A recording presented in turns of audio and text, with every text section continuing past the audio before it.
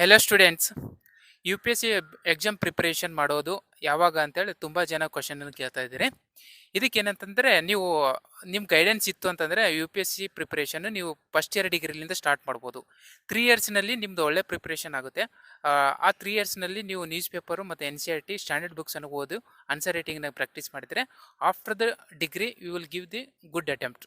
Okay, ಒಂದು ವೇಳೆ ನಿಮ್ಮ ಗೈಡೆನ್ಸ್ ಇರಲಿಲ್ಲ, 3 ಇಯರ್ಸ್ ಆದಮೇಲೆ ಪ್ರಿಪರೇಷನ್ ಸ್ಟಾರ್ಟ್ ಮಾಡಬೇಕು ಡಿಗ್ರಿ ಆದಮೇಲೆ ಅಂತಂತಂದರೆ ಡಿಗ್ರಿ ಆದಮೇಲೆ ಜಸ್ಟ್ 3 ಇಯರ್ಸೇ ಕೊಡಬೇಕಾಗುತ್ತೆ. ಯಾಕಂದರೆ ತುಂಬ ಲಾಂಗ್ ಜರ್ನಿ ಆಗಿರೋದ್ರಿಂದ ನೀವು 3 ಇಯರ್ಸ್ ಬೆಸ್ಟ್ ಅಟೆಂಪ್ಟ್ ಕೊಟ್ಟು, ಐ ಥಿಂಕ್ ನನ್ನ ಪ್ರಕಾರ ಬೆಸ್ಟ್ ಅಟೆಂಪ್ಟ್ ಅಂದರೆ first and second is the best attempt. ಅದರಲ್ಲಿ ನೀವು ಎಕ್ಸಾಮ್ ಕ್ಲಿಯರ್ ಮಾಡ್ಬೋದು. ನಿಮ್ಮ ಕಾನ್ಫಿಡೆನ್ಸ್ ಲೆವೆಲ್ ಕೂಡ ತುಂಬ ಹೈ ಇರುತ್ತೆ.